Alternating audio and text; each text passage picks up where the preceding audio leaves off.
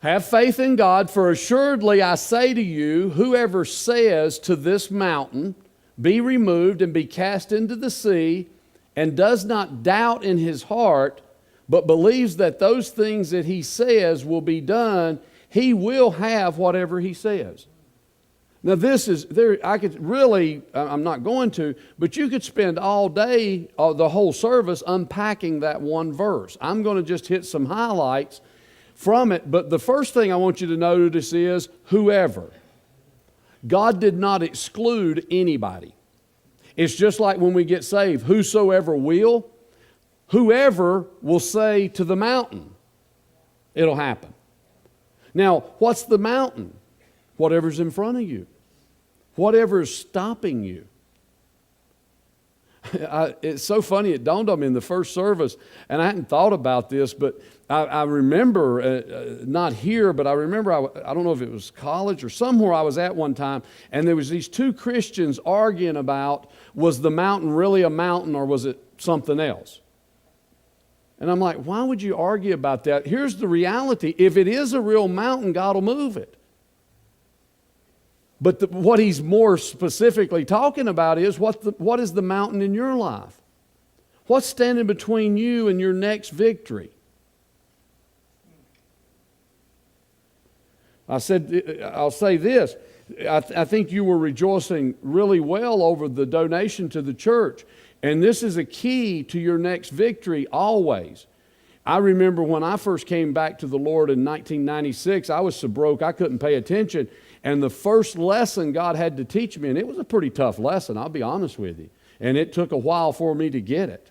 And I would like to say I'm perfected in it today. I feel like I don't feel, I know that I'm closer than I was. But that is rejoicing when God blesses somebody else. That is a major key to walking in the kingdom of God.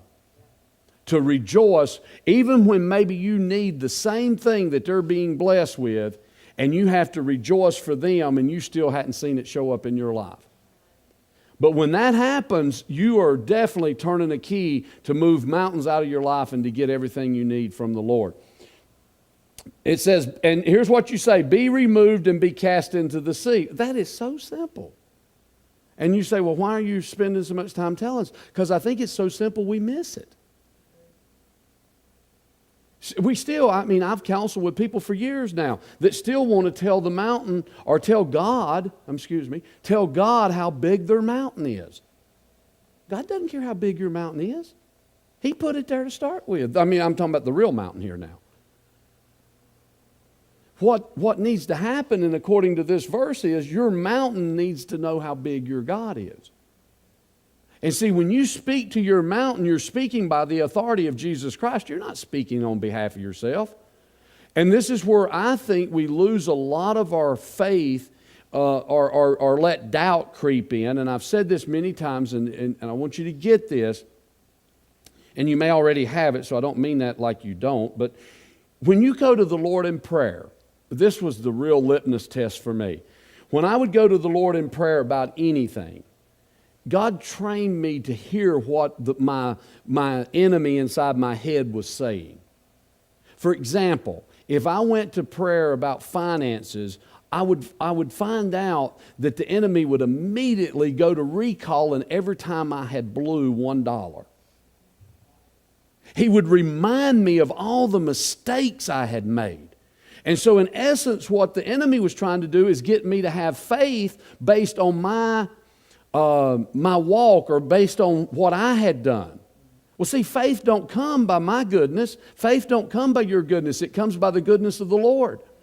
Our faith is in Him. 2 Corinthians 5:21, we talked about it last week. He who knew no sin became sin that we might become the righteousness of God in Him, not in you. I'm the righteousness of God in Jesus Christ, not in Danny Dillard.